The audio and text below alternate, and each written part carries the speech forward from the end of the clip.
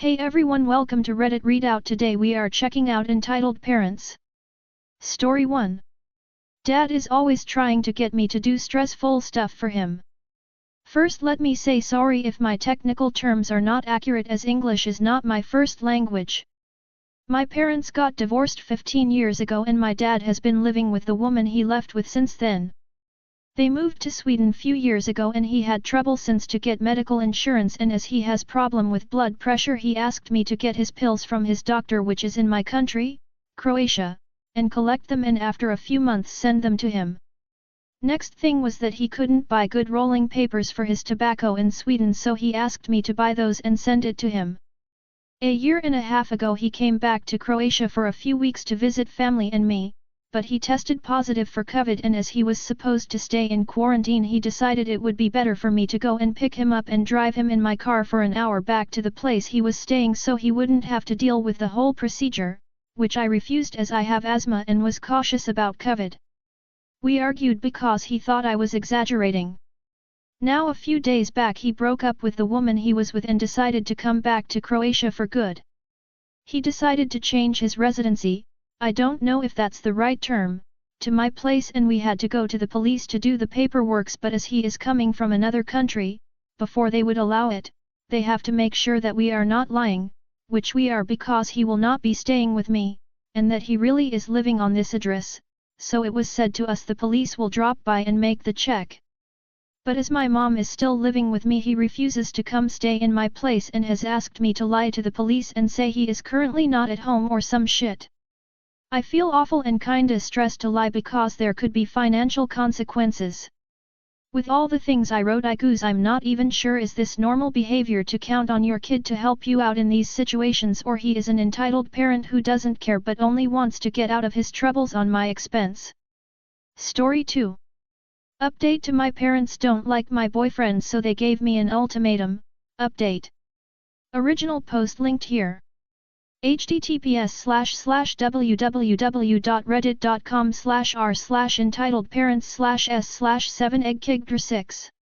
Hi everyone, updating you all on this long-awaited resolution. After many more hurtful texts from my parents that said they can't accept my partner and that it doesn't matter if he's a good fit for me, if he's not a good fit for my family then it's never going to work out, I went over in person to meet with them and pick up my legal documents. They made it clear that my boyfriend was not welcome and that this was a family matter they needed to speak with only me about. Clear manipulation obviously, so, I went alone. I'm on my way, I know what I think and how I feel, I'm very sure of what I plan on saying. Thanks to Reddit I have additional confirmation that I'm not crazy or wrong or a bad person, but they are in fact in the wrong. It was strange, walking into your parents' house and feeling like you're meeting strangers. Kind of felt like having a 26-year-long relationship and being broken up with via text, then having to go pick up your shit and memories from your ex's house, except that ex is your parents. After about an hour of small talk, we got into the nitty-gritty convo about the elephant in the room. A previous text that week had said, "We don't expect to change your mind, we just want to talk." But it's clear that this in-person meeting was a last-ditch attempt to shake me from my reality and into theirs. They came at me from every angle. He's not a man's man. Dad, I don't respect him. Dad, I hate him. He's taking away the most precious thing in our life. How could you not hate someone like that? Dad, even at some point physically threatening him. My mom was either agreeing or adding little tidbits and reminders of things she doesn't like about him. Some of which are things I mentioned in my previous post about when I went to meet his family and didn't see her and my dad too. Mentioning also that she doesn't like that I made the first move to talk to my boyfriend and not the other way around. You get the gist. It was all out war on my BF. They tell me I'm depriving them of a son-in-law. They say he is selfish for not breaking up with me years ago when he realized that my parents didn't like him. They even just started blindly throwing out shots like I don't even know if he has any friends. Like WTF mom and dad, of course you don't shit about him because you've made me keep my relationship out of earshot for 6 years, but I digress. It ends up being a 3-hour-long conversation where I spoke for all of maybe 5 minutes with my heart rate at 150 the whole time, Thanks for reminding me of that Apple Watch. They also don't fail to mention a few other shining points such as, we knew you would put this on us, this is not an ultimatum, we are just reacting to your decision and choices.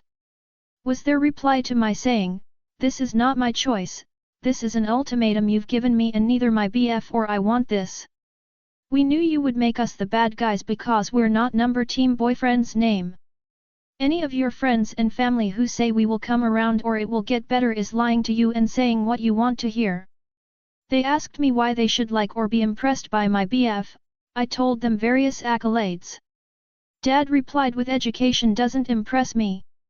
I told them how wonderful he was through some of the toughest times in my life, college, and how he supported and kept me sane when even my parents were coming down on me about how I wasn't doing enough.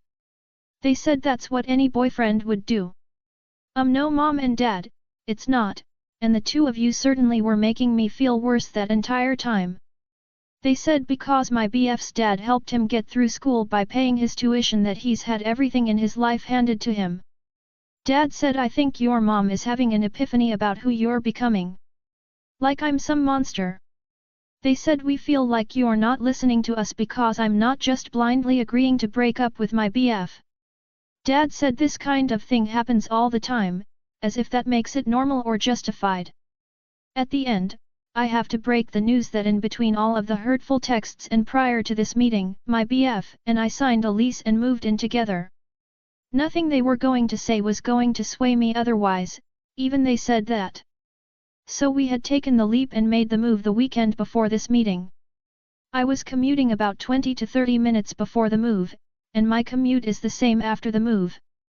Only difference is we now live in the same city that my BF, new attorney with crazy early and late hours, works in. Believe me, I had all kinds of requirements prior to this move. It has to be safe, have an unit washer and dryer, safe parking, etc. And it's only for a year or two while we save dollars so we can buy a home. Contrary to my parents' belief, I'm capable of rational decisions. I tell them first that we signed the lease and where it is, to try and lighten the blow that I am outright disobeying them. They start going off about how of course, making it easy on him again. They saw me always going to my BF's house as me catering to him, even though the only reason was because we were never comfortable being together at their house, then of course he became essentially banished. So they see this move as me being some smitten teenaged idiot, not about how this is a relationship with compromise. They tell me that my commute is going to be brutal and that I'm lying to myself if I think it's not. Again, I have already been doing it for a week. I know it's not any worse, it's a prettier drive even. But it's clear that I can't slowly ease into it and I have to just rip off the band-aid because they are straight up just wrong and trying to convince me that I don't know what I'm talking about. So I say, I've already been doing IT for a week. We moved in last weekend. They are just dumbfounded. LOL. Like I thought you guys said you weren't planning on changing my mind, so why so surprised that I just went ahead and made my choice? My mom starts crying. My dad keeps saying you fucked up kid. It's about 10 p.m. at this point, so now that they know I have a slightly longer drive home they are kind of sweeping me out the door so I can get home before it gets too much later. My mom gives me this big sobbing hug. At this point I've run out of tears. I was crying throughout the entire conversation but at this point was just over the bullshit. My dad, who rarely even tells me that he loves me, gives me this awkward desperate hug too that just kind of makes me roll my eyes. I get in the car and drive home just totally exhausted and confused. Truthfully, they did a good job of again, making me question my own thoughts and choices. But I get home and just start spilling everything that they said to my BF. He's not surprised, but as I said in my last post, he remains Swiss in all of this and doesn't say anything shitty about them. He just holds me close and lets me vent. Something else that came up during our lovely 3-hour discussion was my anxiety. I have previously shared with them that I think they are a huge source of it and had been throughout my childhood as well. Prior discussions have always gone nowhere. You had it so easy, we don't ask that much of you. Etc. Clearly not listening to me. So I brought it up again in this discussion, how my parents are a huge source of anxiety and my BF is a calm rock in all of it, that I'm so grateful he's such a great partner. My dad screams at me how he never laid a *ing hand on me and how he was physically disciplined as a child and that he can't own that he and they could have anything to do with my being an anxious person. He even says you need fucking therapy. Like yes dad, thank you, I sure do, and also F you. Also said I have a hard time swallowing that I had anything to do with your anxiety, you're going to have to work out those demons with yourself. All of this to say, the answer you've all waited for is that I moved in with my BF, am keeping mom and dad at arm's length, and also I have started therapy.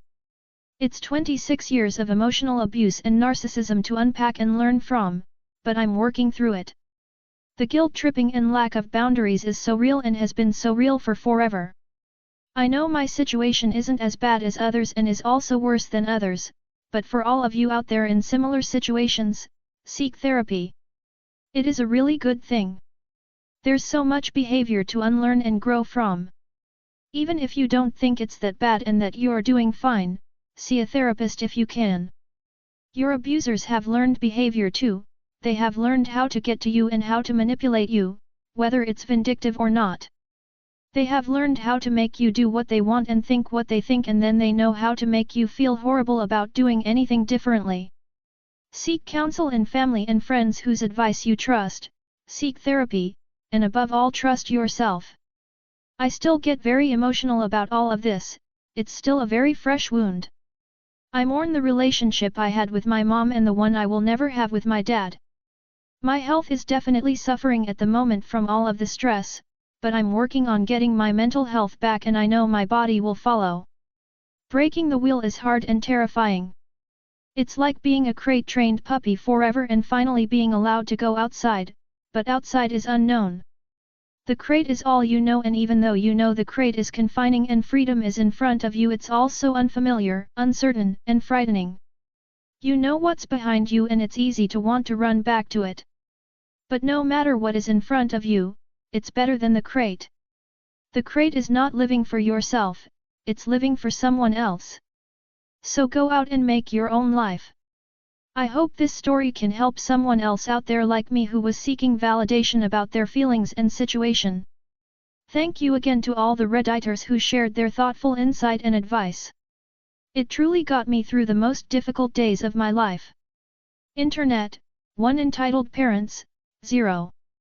That's all for today. Please don't forget to like and subscribe.